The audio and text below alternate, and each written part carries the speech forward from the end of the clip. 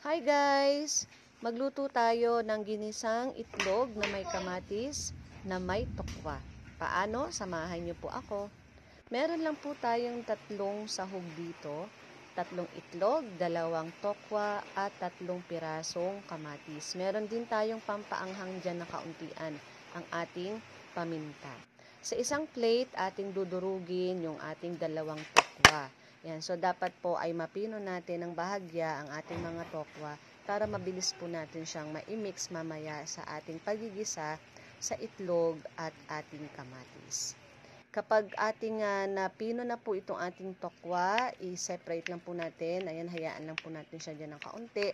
And then tayo po ay magre-ready na sa ating paglulutuan niya. So, ganun lang po yung pagdudurog ng tokwa. Mabilis lang po siya kasi malambot naman po ang ating tokwa. Depende na po sa inyo kung gaano kadurog ang gusto nyo. Yan. So, magpainit po tayo ng kawali. Diyan po natin igigisa or piprituhin ng kaunti ang ating mga tokwa na dinurog. Konting prito lang po yun, guys. Pag mainit na po ang ating kawali, ilagay na po natin yung ating dinurog na dalawang pirasong tokwa.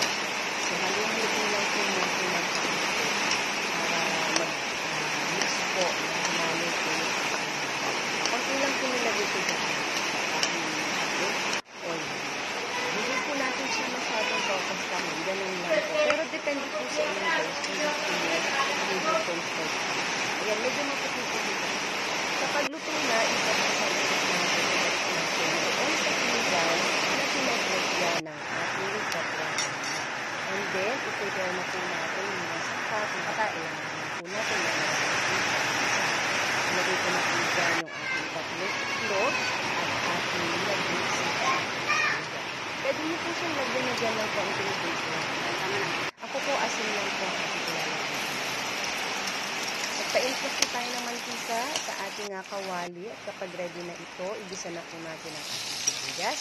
Isunod na rin po natin ang ating kamatis na hiniwa-hiwa natin kanina.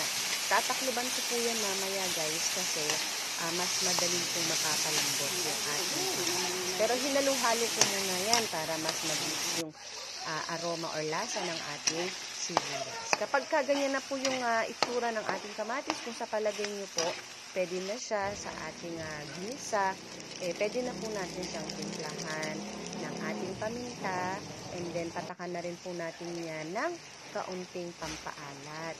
Asin lang po ang ginamit ko na pampaalat dito. Wala na po akong ibang ginamit. So, depende na po sa taste natin, sa ating panlasa, kung ano po ang gusto nating timpla. Kami po kasi ay matabang magtimpla sa bahay. Yan, para sa ating kalusugan.